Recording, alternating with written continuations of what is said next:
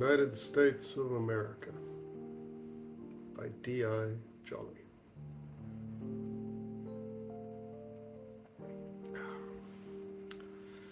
Frank downed his beer and looked at the barman through one closed eye.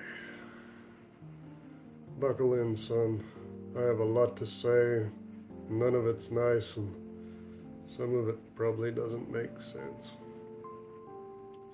The barman stared at him for a moment, then shrugged, opened himself a beer, and leaned back against the counter, gesturing for Frank to begin.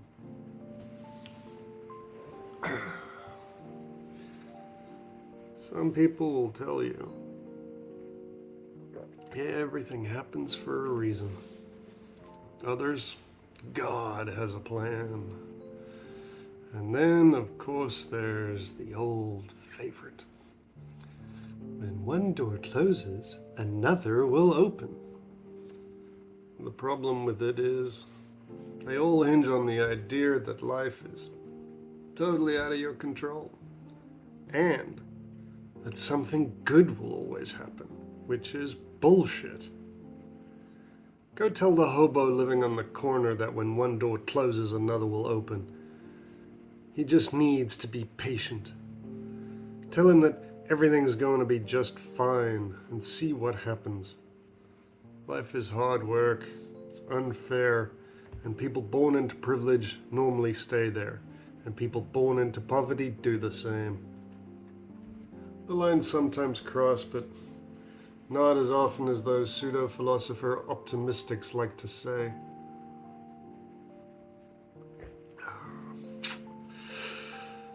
I think that my most and least favorite is the curse. You can do or you can be anything you want to be when you grow up. I like it because it's kind of true. Not for everyone. But there is a lot more truth in it than a lot of other encouraging sayings. But I hate it because it leaves out a very key part. It leaves out that you have to pick something and stick to it to get there. It's implied, sure. But no one is saying this shit to 40-year-olds who understand subtext. This is fed to children who take everything literally. Instead of guiding them towards a specific path, you're giving them the curse of options. So what happens? If I can be anything I want to be, then I want to be Batman. No, you can't be Batman.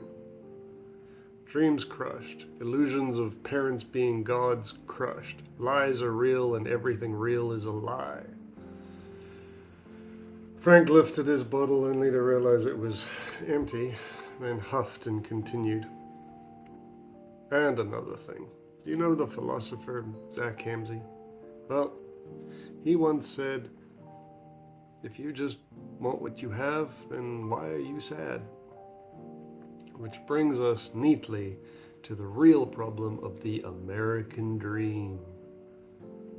The simultaneous desire to live a humble life with 2 kids and a white picket fence, to be the president one day and to really make it in Hollywood. Personally, I don't think it matters which, because in the USA, the real dream is how you sell it. Success and personal values are based on the opinions of others. People gauge power in standing by how much money you have. A rich person is more important than a smart person. Even democracy is a popularity contest rather than a test of skill. If you live on the street, but you can sell it like it's gold, people will line up to buy. And I do understand the need for comfort. These nice lies that something good is coming and that you deserve it because you're nice.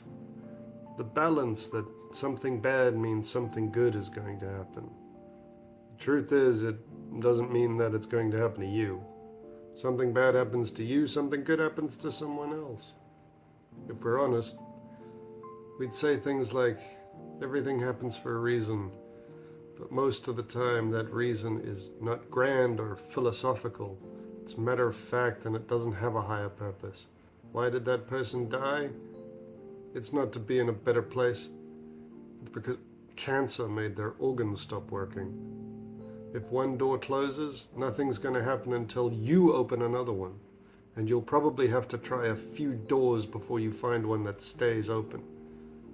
Chances are you never will.